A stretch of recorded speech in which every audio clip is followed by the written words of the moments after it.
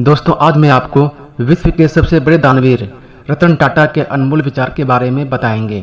उनके जीवन में बहुत सारे उतार चढ़ाव आए, लेकिन रतन नवल टाटा ने कभी भी हार नहीं मानी और उन्होंने टाटा ग्रुप को आसमान की ऊंचाइयों तक पहुंचाया। रतन टाटा का जन्म 28 दिसंबर 1937 को भारत के सूरत शहर में हुआ था। रतन टाटा नवल टाटा के बेटे हैं, जिन्हें नवजमाई टाटा ने अपने पति रतन जी टाटा के मृत्यु के बाद गोद लिया था। जब रतन 10 साल के थे और उनके छोटे भाई जिमी 7 साल के थे, तभी उनके माता पिता नवल और सोनू 1940 के दशक में एक दूसरे से अलग हो गए। रतन टाटा अपनी कमाई का ज़्यादातर हिस्सा दान कर देते हैं। उन्होंने भारत में कई सारे प्रोजेक्ट शुरू किए, जिससे लोगों को रोजगार भी मिला। रतन टाटा चाहे तो इंडिया के सबसे अमीर आदमी बन सकते हैं, लेकिन वो अपनी कमाई का ज़्यादातर हिस्सा ट्रस्ट और गरीबों में दान कर देते हैं। वो एक सक्सेसफुल बिजनेसमैन हैं। आइए उनके विचारों के बारे में जानते हैं। इस वीडियो के अंत में मैं बताऊंगा कि रतन टाटा के एक दिन की कमाई कितनी है, इसलिए वीडियो को लास्ट तक जरूर देखें और वीडियो को दूसरों तक शेयर करें, ताकि और भी लोग रतन टाटा के विचारों के बारे में जानकर कुछ ज्ञान हासिल कर सके जो उनके जीवन में काम आवे। तो आइए दोस्तों, शुरू करते हैं। मैं सही फैसले लेने में यकीन नहीं करता, बल्कि मैं फैसले लेकर उन्हें सही साबित करता हूँ। दुनिया में करोड़ों लोग मेहनत करते हैं, फिर भी लोगों को जो चाहिए वो हासिल नहीं हो पाता है। उसके पीछे का सबसे बड़ा कारण है कि लोगों को मेहनत करने का तरीका पता नहीं होता।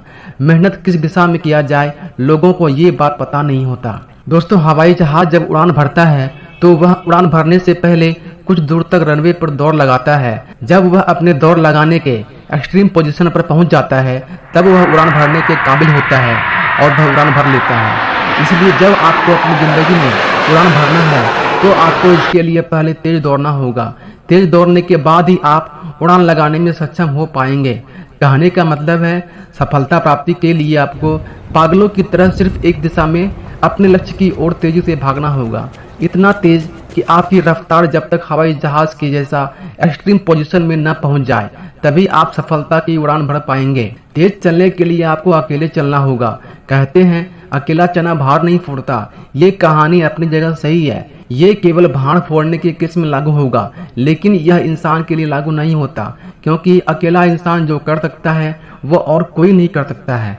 सफलता कुर्बानी मांगती है। जब आप अपनी जान को कुर्बान नहीं कर सकते, तब तक आपको सफलता नहीं मिल सकती। क्या करोगे इस शरीर को बचाकर?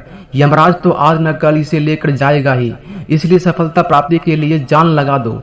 ऐसा हर सफल इंसान करते हैं, तब जाकर उन्हें सफलता मिलती है।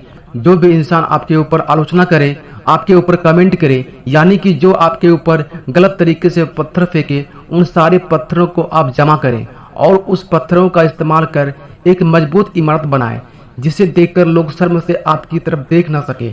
जीवन में दुख का आना भी जरूरी है, क्योंकि दुख आने के बाद ही आपको सुख की अनुभूति होती है। सुख के दिन इतनी तेजी से निकलते हैं कि आपको पता ही नहीं चलता। आपको लगता है कि जीवन में अब कभी दुख आएगा ही नहीं, लेकिन जिंदगी में उतार चढ़ाव तो आता ही रहता है, क्योंकि ईसीजी में भी लाइनें कभी ऊपर कभी नीचे होती रहती है। अगर लाइन सीधी हो जाए तो आपको मृत घोषित कर दिया जाता है। रतन टाटा कहते हैं, हो सकता है कि मेरे निर्णय से बहुत से लोग दुखी हों, लेकिन मैं ऐसे व्यक्ति के रूप में खुद को प्रदर्शित करना चाहता हूं, जिसने कभी किसी भी परिस्थिति में सही काम को सही ढंग से करने में समझौता नहीं किया, जिसने कभी सत्ता के लिए काम नहीं किया, जिसने कभी धन प्राप्ति के लिए काम नहीं किया। वो कहते हैं, मैं पीछे मुड़कर ये नहीं देखना चाहता हूँ कि मैं क्या नहीं कर पाया। वो हमेशा अपने देश की क्षमता के ऊपर गर्व करते हैं। वो भारत को महान क्षमताओं वाला एक महान देश मानते हैं। वो बिजनेस को बिजनेस की तरह नहीं करते। उनकी कंपनी में काम करने वाला हर एक इंसान को वो अपनी कंपनी का सदस्य मानते हैं। एक बार तो हद हो गई जब कंपनी के कर्मचारी ने बोनस के लिए कंपनी में हड़ताल मचा दी। जब यह बात रतन टाटा को मालूम पड़ी तो रतन टाटा भी कर्मचारियों के साथ हड़ताल पर नीचे जमीन पर बैठ गए और कंपनी के मैनेजर से कर्मचारियों के वेतन की बढ़ोतरी की मांग करने लगे। और जब तक उनकी मांगे पूरी नहीं हुई, वो कर्मचारियों के साथ जमीन पर हड़ताल पर बैठकर नारे लगाते रहे, हमारी मांगे पूरी करो। उनका कहना है कि कर्मचारी है तो कंपनी है, कर्मचारी से ही कंपनी चलती है। इसलिए कर्मचारियों के सुख दुख में रतन टाटा हमेशा साथ रहा करते हैं।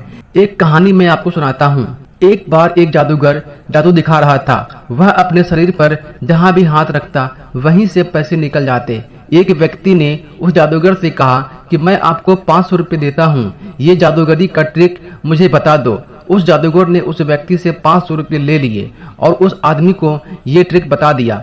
जिस तरह जादूगर अपने हाथ में रुपये को छिपाया करता था और लोग उसे देख नहीं पाते थे, ठीक उसी तरह वह व्यक्ति भी अपने हाथ में रुपये को छिपाने की कोशिश करने लगा। लेकिन उस व्यक्ति के हाथ में रखा रुपया दिखाई पड़ जा रहा था और वह जादूगरी दिखाने में सफल नहीं हो सका और वह इस जादूगरी को करने में नाकाम हो जाता है।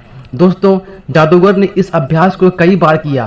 कई बार करने के बाद वह इस काम में माहिर हो गया, लेकिन वह आदमी कुछ ही पल में इस काम को करना चाह रहा था जिसे वह नहीं कर पाया। अक्सर इंसान ऐसा ही करते हैं, वो अभ्यास नहीं करना चाहते, प्रैक्टिस नहीं करना चाहते, तो भला वह जादूगर कैसे बन पाएगा। उस जादूगर ने इस काम में मास्टरी हासिल कर ली थी, तभी वह इस काम को कर पा रहा था। और मास्टरी हासिल करने के लिए आपको एक काम को बार बार करना होगा, कई बार करना होगा, तभी आप मास्टरी हासिल कर सकते हैं। जब तक आप किसी काम में मास्टरी हासिल नहीं करेंगे तब तक आपको सफलता नहीं मिल सकती। रतन टाटा कहते हैं कि प्रश्न पूछें, नए विचारों और नए तकनीकी के बारे में बात करें। हम लोग इंसान हैं, लोग आपकी वैल्यू तभी करेंगे जब तक कि आप खुद को प्रूफ करके ना दिखा दें। लोगों को प्रमाण चाहिए, सिर्फ अच्छी डिग्री से काम नहीं चलेगा। आपको अपनी डिग्री और अपनी क्षमताओं के अनुसार आपको अपने लक्ष्य तक पहुंचना होगा। जीवन में अपनी गलतियों से सीखें। आप अपने जीवन में अपनी गलतियों को मानिए। आपने अपने जीवन में जो भी गलती की है उसे स्वीकार कीजिए। अपनी गलती स्वीकार करने वाला इंसान ही जीवन में सफल हो पाता है। अक्सर आपने देखा होगा, कोई अपनी गलती मानने को तैयार नहीं होता। वो कहते हैं कि उसने जीवन में कभी गलती किया ही नहीं है। जब तक आप अपनी गलती को स्वीकार नहीं करेंगे तब तक आप सीख नहीं पाएंगे। एक बात हमेशा याद रखिए, बादाम खाने से बुद्धि नहीं आती है, ठोकरें खाने से बुद्धि आती है। ज्यादातर लोग उड़ान भरने से पहले ही हिम्मत हार जाते हैं। वो उड़ान भरने के लिए तैयार होते हैं, लेकिन वह अपने एक्सट्रीम पोजीशन तक नहीं पहुंच पाते जहां से उड़ान की शुरुआत होती है, और इसलिए वो उड़ान भरने में असफल हो जाते हैं, यानी सफलता प्राप्त नहीं कर पाते। आपको दूसरे सफल व्यक्ति से प्रेरणा लेनी चाहिए कि अगर वो सफल हो सकता है तो मैं सफल क्यों नहीं हो सकता। आप अपनी कमियों को ढूंढिए, आखिर कमी कहाँ रह गई। आपके माँ बाप आपको इसलिए डांटते हैं ताकि आप सही जगह पर पहुंच सको। आपके माँ बाप ने आपका पालन पोषण करने में इतने कष्ट उठाए कि उनका स्वभाव बदल गया। जैसे लोहे को लोहा नष्ट नहीं कर सकता है, उसमें लगा जंग ही उसे नष्ट कर देता है, वैसे ही इंसान को उनकी सोच ही नष्ट कर देती है। किसी भी काम को पूरा करने के लिए एक निश्चित टारगेट होना जरूरी है और उसे एक निश्चित समय में करना चाहिए, और आपको उसी काम को करना चाहिए जिस काम को करने में आपको खुशी मिले। काम को अपने इंटरेस्ट के अनुसार करना चाहिए। हालांकि जब आप कोई नया काम शुरू करते हैं तो आपको उस काम में मन नहीं लगता, लेकिन जब आप उस काम को बार बार करते हैं तो फिर आपका मन उस काम में लगने लगता है और फिर उस काम को करने में आपको खुशी मिलती है। अगर आपको 8 घंटे में पेड़ काटना हो तो आपको 6 घंटे कुल्हाड़ी की धार तेज करने में लगानी चाहिए। इससे सफलता प्राप्त करने के चांसेस बढ़ जाते हैं। आपको कभी भी अपने पावर और पैसे का गलत इस्तेमाल नहीं करना चाहिए। अपनी समस्याओं को अपने ढंग से निपटाएं, जिससे आपका दिमाग तेजी से चलता है। इससे समस्या बोझ नहीं लगती, इससे तनाव भी पैदा नहीं होता, बल्कि आपको इसे करने में खुशी मिलेगी और आप एक नया इतिहास भी रच सकते हैं। हर व्यक्ति में कुछ विशेष गुण होता है जिसकी पहचान करना बहुत जरूरी है। आप अपने काम के प्रति हमेशा पॉजिटिव सोच रखें, क्योंकि निगेटिव सोच रखने वाले इंसान ही असफल होते हैं। जिंदगी की पाठशाला में कोई वर्ग या कक्षा नहीं होता। इस पाठशाला में कोई भी किसी से आगे निकल सकता है या फिर कोई आगे से बहुत पीछे भी जा सकता है। इसमें छुट्टियों की कोई सीमा नहीं होती। छुट्टी आपके ऊपर डिपेंड करता है कि आपको कब और कितनी छुट्टी चाहिए। यहाँ आपको सिखाने के लिए कोई गुरु नहीं होगा, कोई शिक्षक नहीं होता। आप अपना शिक्षक स्वयं होते हैं। आपको स्वयं से सीखना होता है। यहाँ सभी के पास समान योग्यता नहीं होती, लेकिन आप अपनी प्रतिभा को विकसित जरूर कर सकते हैं। दोस्तों, रतन टाटा की सालाना कमाई करीब 1020 करोड़ रुपये हैं, जो महीने का 90 करोड़ से भी ज़्यादा होता है और दिन का 3 से 4 करोड़ रुपये। दोस्तों, आशा करता हूँ कि रतन टाटा के विचार आपको पसंद आए होंगे, जिससे प्रेरित होकर आप अपनी ज़िंदगी को सफल बना सकते हैं। मिलते हैं अगली वीडियो में। आप अपना ख्याल रखिएगा। धन्यवाद।